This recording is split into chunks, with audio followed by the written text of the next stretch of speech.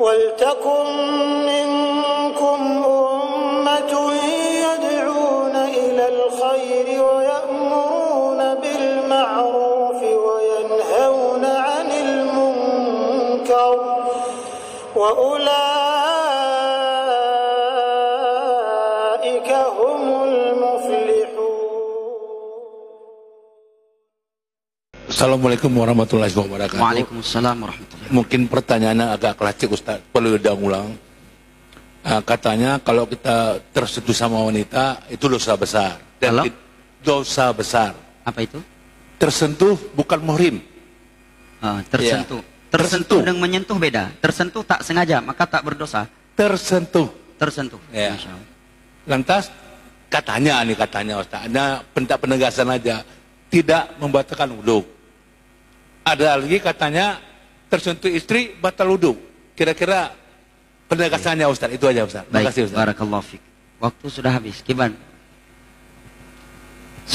Sekilas jawab. Baik. Yang pertama terkait menyentuh wanita terbagi menjadi dua. Yang pertama wanita yang dia mahram buat kita. Ini yang pertama. Yang kedua wanita yang tidak mahram buat kita. Bukan muhrim ya. Ini keliru ucapan. Muhrim itu orang yang sedang menjalankan ibadah haji dan umroh. Itu muhrim namanya. Wanita yang dia mahram boleh berjabat tangan dengannya, tidak boleh kita nikah, itu namanya mahram. Wanita terbagi menjadi dua, yang mahram dan non mahram. Menyentuh wanita dalam dua hal. Yang pertama, apakah dia membatalkan puasa? Yang kedua, dosa berjabat tangan ataukah tidak? Ini dua hukum yang berbeda. Kalau yang dia bukan mahram buat kita, sepakat ulama tidak boleh berjabat tangan dengannya. Tentang hukum haram sepakat, karena ada hadis yang berbunyi la an yut'ana ahadun fi ra'si bi mikhyati min hadidin la ya min hadidin khairul lahum an yamusa yadam ratin la tahillulah. Ditusuknya kepala kalian dengan jarum dari besi lebih baik daripada berjabat tangan dengan wanita yang non mahram buat kalian. Hadis riwayat Abu Tabarani dari Maqil bin Yasar radhiyallahu anhu. Oleh karena itu Nabi ketika membaiat para sahabat beliau berjabat tangan. Begitu datang wanita beliau menyatakan, baiat saya dengan kalian dengan ucapan saya, inilah usafihun nisa, saya tidak akan berjabat tangan dengan wanita yang bukan mahram. Para Nabi lebih bersih hatinya dari kita.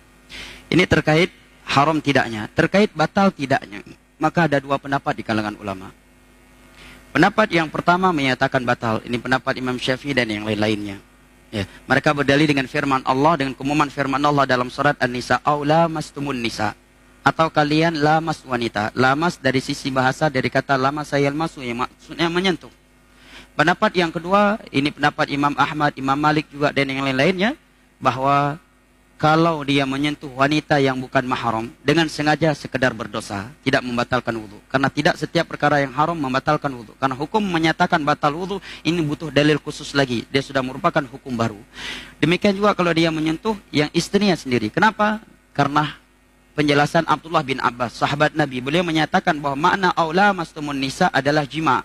Makna lamastumun nisa dalam ayat itu bukan menyentuh semata, tetapi maknanya adalah hubungan badan antara pasangan suami istri. Oleh karena ayat itu pada konteks wajib mandi junub, bukan pada konteks wajib wudu. Dalil yang kedua, hadis riwayat Imam Al-Bukhari dari Aisyah. Nabi ketika salat malam, ketika sujud karena rumah yang sempit, beliau menggeserkan kaki Aisyah. Dan hukum asal menggeser, menyentuh ya kaki. Nah, kemudian dalil yang ketiga kata Syekh Utsaimin, Nabi ketika keluar rumahnya terkadang mencium kening istrinya dan langsung masuk masjid menjadi imam.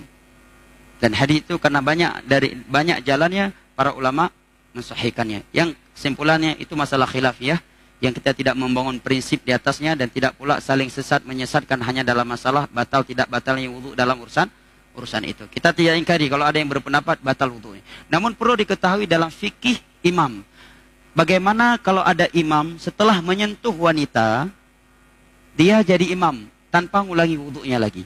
Maka dirinci, kalau dia berpendapat batal wudunya, maka nggak boleh kita sholat di belakangnya karena dia batal wudunya.